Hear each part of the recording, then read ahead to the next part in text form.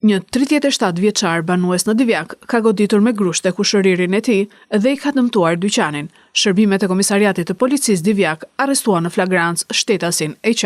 Policia Lushnjë referoi materialet në prokurori ku nisi procedimi penal për shtetasin AK, 74 vjeç, banues në Lushnjë pasi dyshohet se ka ushtruar dhunë ndaj vëllait të tij.